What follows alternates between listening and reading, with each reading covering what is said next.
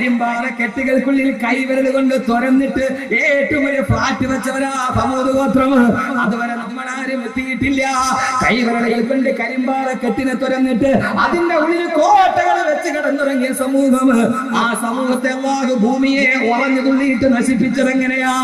അതിന്റെ ഒരേ ഒരു കാരണമേടാ.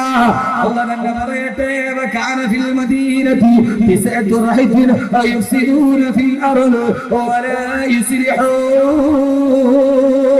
അല്ലാഹു പറയാണ്, ആ നാട്ടിലെ കുറെ ചെറുപ്പക്കാര്, ആ ചെറുപ്പക്കാര് സുന്ദരിയായ രണ്ട് പെൺകുട്ടികളെ സമീപിച്ചിട്ട് സാലിഹ് നബി അലൈഹിസ്സലാത്തു വസ്സലാമിന്റെ ഒട്ടകത്തെ കൊന്നു തന്നാൽ ഞങ്ങളുടെ ഈ വെളുത്ത ശരീരം നിന്റെ കടപ്പറയിൽ തരാമെന്ന് പറഞ്ഞപ്പോ രണ്ട് തൊലിവെളുത്ത പെണ്ണുങ്ങളുടെ ശരീരം കണ്ട് അവരെ കടപ്പറയിലേക്ക് പോയ 9 യുവാക്കളെ കാരണത്താലാണ് അന്ന് സമൂത് ഗോത്രത്തിന്റെ കാലഘട്ടത്തിൽ ഭൂമി ഉറഞ്ഞു തുള്ളിയത്, ഉണ്ടായത്. ആ സമൂഹം മുഴുവനും ഭൂമിയുടെ ഉറഞ്ഞു തുള്ളിന്റെ ഉള്ളിൽ ചത്തുമരച്ചു പോയത്. എന്തേ സഹോദരങ്ങളെ, ഇതെല്ലാം കണ്ടുകൊണ്ടിരിക്കുകയല്ലേ? ഭൂമി കാണുകയല്ലേ? നാം ചെയ്തതെല്ലാം ഭൂമി കാണുകയല്ലേ? എങ്ങനെയാ ഭൂമിക്ക് ക്ഷമിക്കാൻ കഴിയുക? എങ്ങനെയാ ഭൂമിക്ക് ക്ഷമിക്കാൻ കഴിയുക? എത്ര വലിയവനാണെങ്കിൽ പോലും ആരാധകത്തിലെ ഫറോവയാണെന്നറിയോ? ഫറോവയുടെ സിംഹാസനം വലിയ പടിക്കെട്ടിന്റെ മുകളിലാ.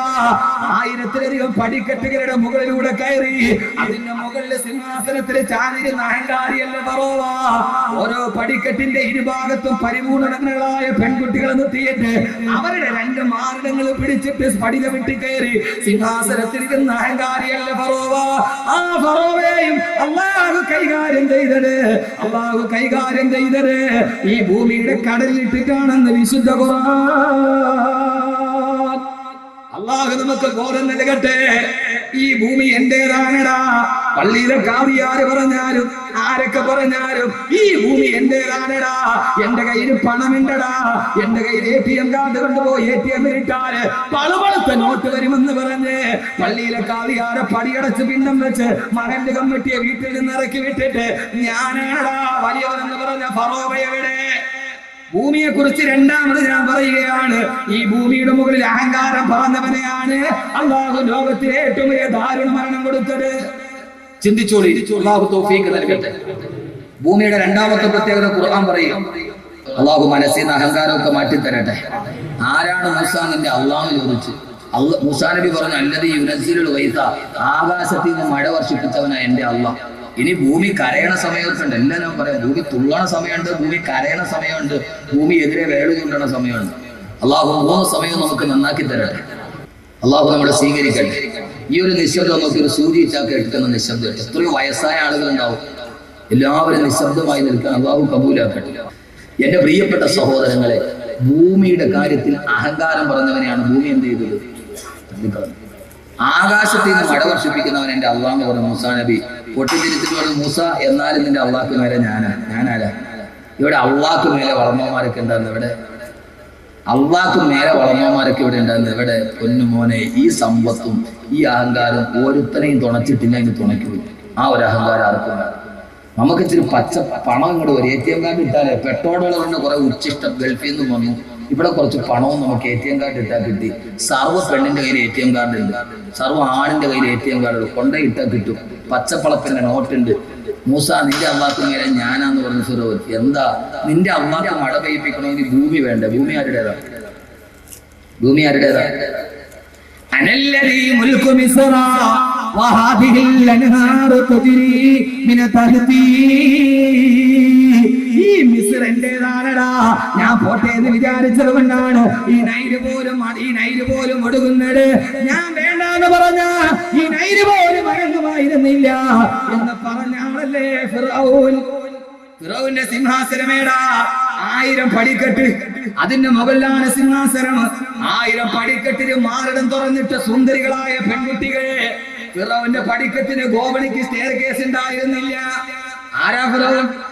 1000 പടിക്കെട്ട്, സ്വർണത്തിന്റെ പടിക്കെട്ട്. ആ പടിക്കെട്ടിന് സ്റ്റെയർ കേസ് ഇല്ല. നമ്മൾ സ്റ്റെയർ ഇട്ടാൽ അതിനൊരു പിടി ഉണ്ടാവില്ല കയറി പോവാൻ. ഇമാതിരി എസ്കലേറ്റർ ഒന്നുമില്ല. 1000 പടിക്കെട്ടിൽ പരിപൂർണ നഗ്നകളായ പെൺകുട്ടികൾ അവരുടെ മാറിടത്തിൽ പിടിച്ചിട്ടാണ് ഫിറഔൻ മുകളിലോട്ട് കയറുന്നത്. അറിയോ നിങ്ങൾക്ക്? എവിടെയാ മനുഷ്യൻ? അന്ന് മൂസ പറഞ്ഞു, വേണ്ട, വേണ്ട. റബ്ബു സമാവാതി വല്ലർദി വമാ ബൈനഹുമാ ഇൻ കുന്തും ലാഇബീൻ. കളി വേണ്ട, പണത്തിന്റെ അഹങ്കാരം വേണ്ട, അഹങ്കാരത്തിന്റെ ഗർവ് വേണ്ട. ആകാശഭൂമികളുടെ തദ്ബീർ നടത്തുന്ന തമ്പുരാനുണ്ട്. ആ തമ്പുരാനെ കോപിപ്പിക്കരുത് സഹോദരങ്ങളെ. ഞാൻ പറഞ്ഞിട്ടാണടാ നൈലൊടുക്കുന്നതെന്ന് പറഞ്ഞ ഫറോവ അവസാനം എവിടെ അവസാനിച്ചു? ഈ വെള്ളം എന്റെ കയ്യിലാന്ന് പറഞ്ഞവന് വെള്ളം കുടിച്ചിട്ട് ചത്തുപോയ കഥയുണ്ടെങ്കിൽ അത് ഫിറോന്റെ കഥയേ ഉള്ളൂ. ചെങ്കടലിന്റെ ഉപ്പ് വെള്ളം നന്നാക്കിലോട്ട് തട്ടിയപ്പോഴാണ് ഈ ഫിറോൻ പറഞ്ഞത് ആമന്തു ബിറബ്ബി മൂസാ വ ഹാറൂൻ. മൂസാ നബി പറഞ്ഞ, ഹാറൂൻ നബി പറഞ്ഞ ആമന്തു ലാ ഇലാഹ ഇല്ലല്ലദി ആമനതു ബിഹി ബനൂ ഇസ്രായീൽ.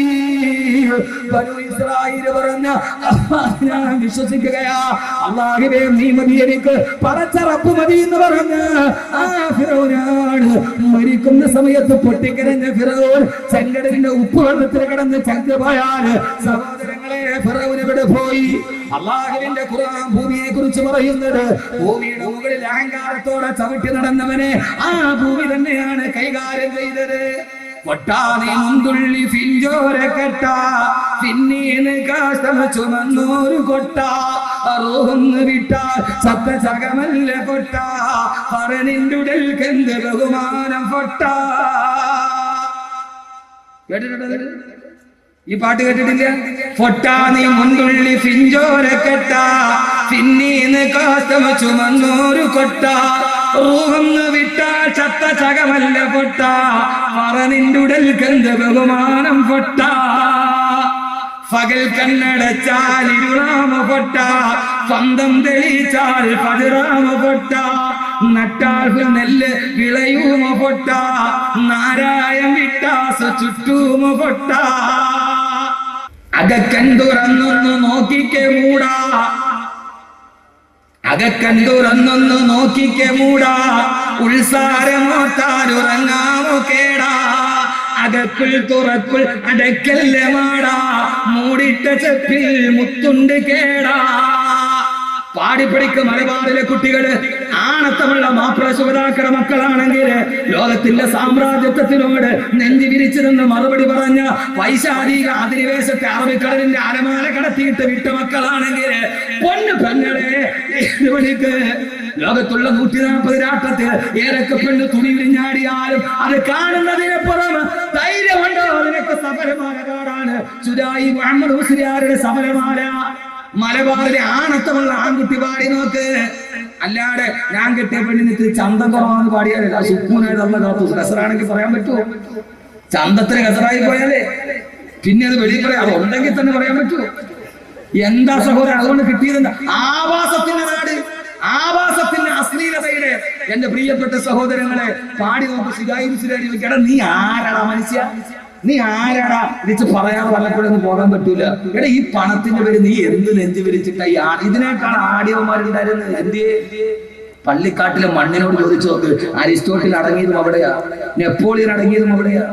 പുറകിൽ വന്നിട്ട് റോക്കറ്റ് വിക്ഷേപിച്ചാൽ നെപ്പോളിയൻ തിരിഞ്ഞു നോക്കൂല. അത്രയും വലിയ ധീരശൂര പരാക്രമിയാ നെപ്പോളിയൻ ബോണപ്പാട്ട്. പക്ഷെ ആ നെപ്പോളിയനും പൂച്ചയെ പേടിയായി ചരിത്രം.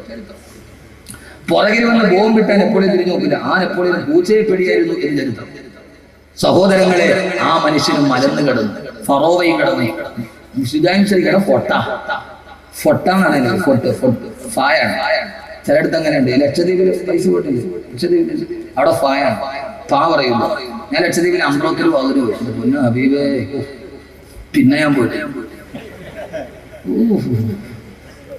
എന്റെ പൊന്നു ഹബീബേ, പൊന്നു ഹബീബേ. ഞാൻ ഇവിടെ അമ്പ്രോത്തിൽ പോയി കപ്പലിൽ കയറി ഒരു ത്രില്ലിന് അങ്ങ് പോയി.